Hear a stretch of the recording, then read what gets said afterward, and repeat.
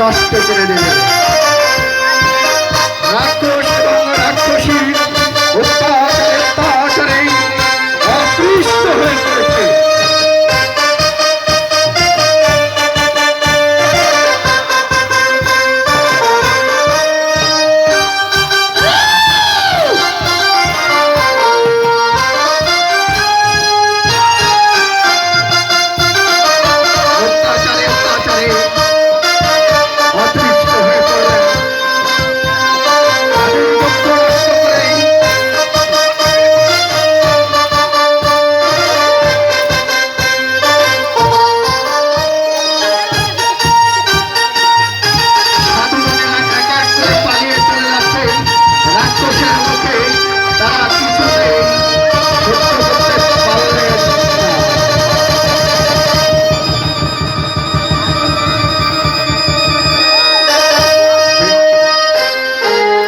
বিশ্বমিত্র মনির কাছে সব সাধুগণ বলছে, ওগো ঋষি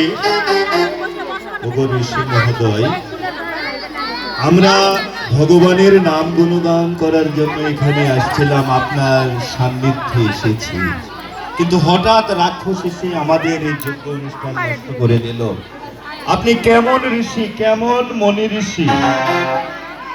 এই রাক্ষস বধ করার কোন উপায় যদি থাকে আপনি তপ করে দেখুন। বিশ্বমিত্র এবার কুমণ্ডল থেকে জল ছিটিয়ে ত্রিশূল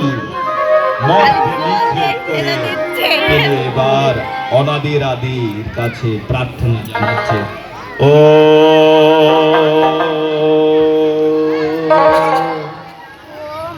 ওং নমো ভগবতে বাসুদেবায়।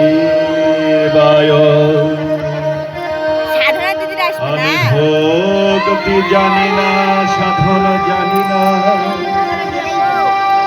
কি নামে ডাকিতে হয় জানি না,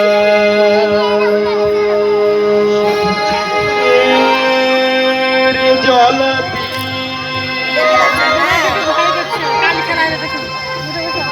তোমার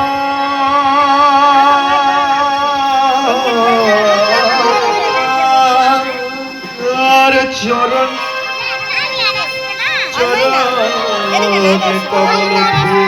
জানি। সাধুদেরকে পরিত্রাণ করার জন্য তুমি আমায় উপায় বলে দাও। হে অনাদি পরম করুণাময়, তুমি সেই পথ দেখিয়ে দাও।